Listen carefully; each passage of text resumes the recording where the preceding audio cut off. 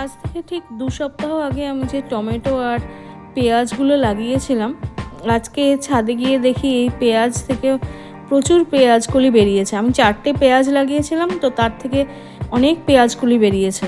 আমি আর কোনো সার দেওয়ার সময় পাইনি মাঝে, তো পেঁয়াজকলিগুলো খুব একটা মোটা হয়নি। যাই হোক, হয়েছে দেখলাম পেঁয়াজকলি। আর একসাথে পাশাপাশি লাগিয়েছিলাম বলে একটু ঘন হয়ে গেছে। তো মাঠ থেকে আবার নতুন করে পেঁয়াজ নিয়ে আসলাম, যেগুলো বাবা বাজার থেকে এনেছিল। পেঁয়াজের ছোটো ছোটো গাছ বেরোচ্ছিল, তো সেই রকম পেঁয়াজ আমি নিয়ে এসেছি। আর এখানে মাটি রেডি করেছি কোকোপিট আর মাটি আর হালকা বালি আর গোবর সার দিয়ে। তো এই পেঁয়াজ যখন লাগানো হয়, তো পেঁয়াজের জন্য লাগানোর আগে খোসা ছাড়ানোর প্রয়োজন হয় না, তো খোসা সমেত বসাতে হয়। হালকা গর্ত করে তার উপরে বসিয়ে মাটি চাপা দিয়ে দিতে হয়। তো আর এটা খেয়াল রাখতে হয় যাতে সবুজ দিকটা, যে ছোটো ছোটো গাছ বেরোচ্ছে সেই দিকগুলো যেন একটু বেরিয়ে থাকে। তো আমি এইভাবে আগের পেঁয়াজগুলোও বসিয়েছিলাম।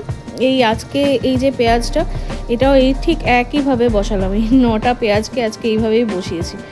আর বসিয়ে ওর উপর দিয়ে হালকা মাটি চাপা দিয়ে দিতে হয়, আর সাথে একটু হালকা জল ছিটিয়ে দিতে হয়। তো এইভাবেই আজকে হালকা জল ছেটানো হবে, আর এর পরের দিন থেকে নর্মাল যেরকম জল দেওয়া হয় গাছে সেরকমই জল দিয়ে থাকি।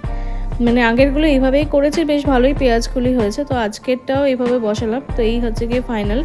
আমি হালকা যেই ছোটো ছোটো গাছের যে মুখগুলো সেগুলোকে বার করে রেখে দিয়েছি, আর বাকিটা পুরোটাই মাটির তলায়।